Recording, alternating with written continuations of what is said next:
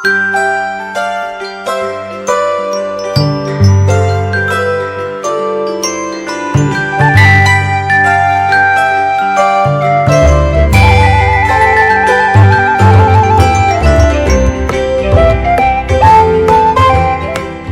pagi, salam sejahtera bagi kita semua. Bersama dengan saya, Pendeta Debbie Kalangi Tohata, dalam program Morning Call GPIB. Sahabat GPIB yang dikasihi Tuhan, sebelum kita memulai seluruh aktivitas kita di sepanjang hari ini, marilah kita melandasinya dengan membaca dan merenungkan firman Tuhan. Mari berdoa. Di pagi hari ini, kami menaikkan sukacita dan syukur hati kami atas penyertaan-Mu dalam kehidupan kami. Dan sebelum kami memulai seluruh aktivitas kami di sepanjang hari ini, kami mau membaca dan mendengarkan firman Tuhan yang akan menuntun perjalanan kehidupan kami di sepanjang hari ini. Berfirmanlah kepada kami, karena kami telah sedia untuk mendengarkan firman-Mu. Di dalam nama Tuhan Yesus, kami berdoa. Amin. Sahabat GPIB yang dikasihi Tuhan, pembacaan firman Tuhan di pagi hari ini terambil dari Kejadian pasal 41 ayat 44 dan 45. Demikian firman Tuhan. Kata Firaun kepada Yusuf, "Akulah Firaun, tetapi tanpa persetujuanmu, siapapun tidak boleh bertindak di seluruh tanah Mesir." Lalu Firaun memberi Yusuf nama Safnat Paaneah, serta memberikan Asnat, anak Potifera imam di On, kepadanya menjadi istrinya. Demikianlah Yusuf tampil sebagai pemegang kuasa atas seluruh tanah Mesir.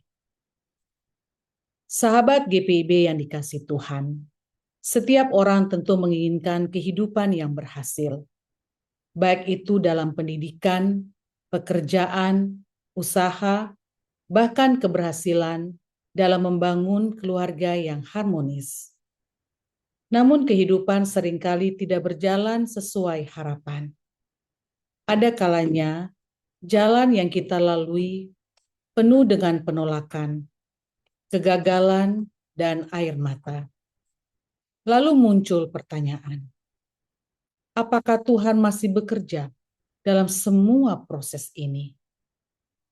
Sahabat GPIB, Yusuf dalam bacaan ini tidak pernah mengetahui bahwa kelak ia akan menjadi seorang penguasa atau pemimpin di Mesir. Alkitab mencatat bahwa pada usia 30 tahun, Yusuf dipercayakan Firaun menjadi penguasa di Mesir. Sebagai tanda kepercayaan itu, Firaun berkata bahwa tanpa izin Yusuf, tidak seorang pun dapat bertindak di seluruh tanah Mesir.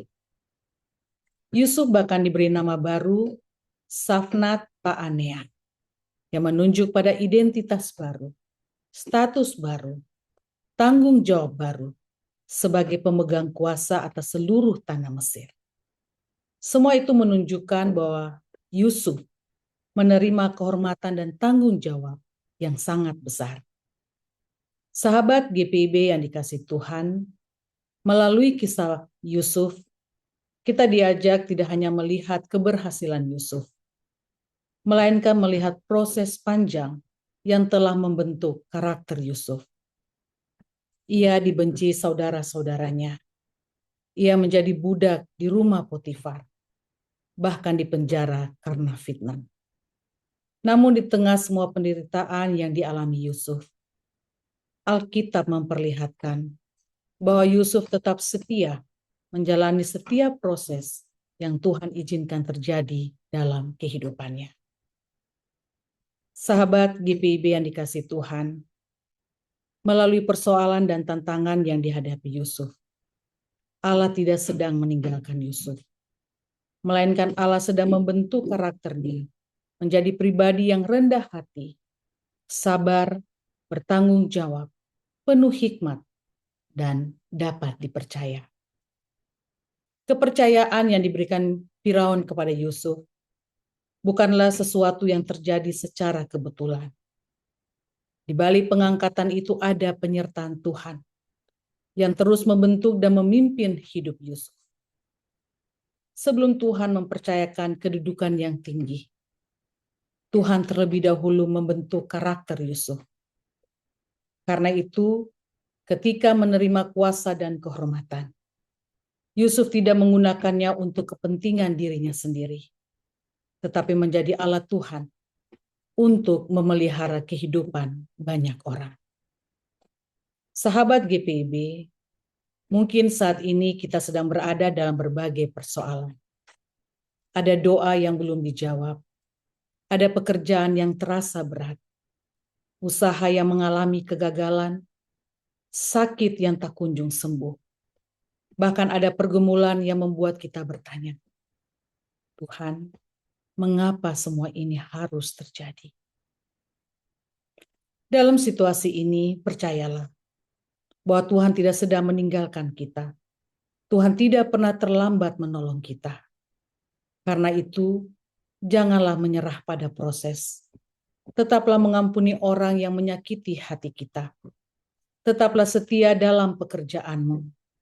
Tetaplah jujur ketika tidak ada yang melihat.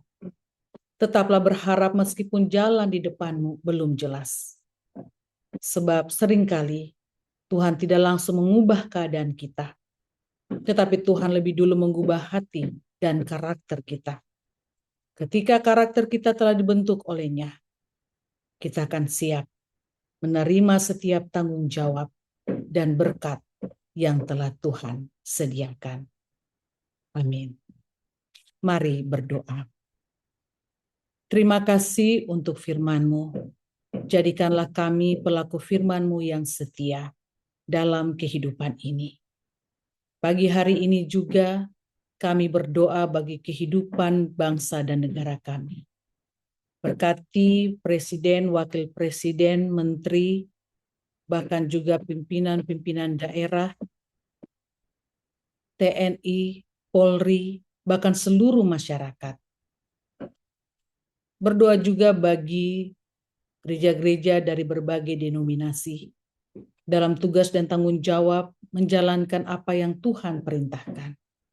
Secara khusus bagi GPIB, kiranya Engkau memberkati Majelis Sinode, BPPG, unit-unit misioner sinodal, bahkan juga yang ada di seluruh jemaat GPIB, baik di kota, bahkan di daerah-daerah pos pelayanan dan kesaksian. Di pagi hari ini juga kami berdoa bagi setiap saudara-saudara kami yang bergumul dan berjuang dengan berbagai persoalan kehidupan mereka. Tuhan Yesus ada bersama dengan mereka, dan Tuhan tidak akan membiarkan mereka jatuh sampai tergeletak.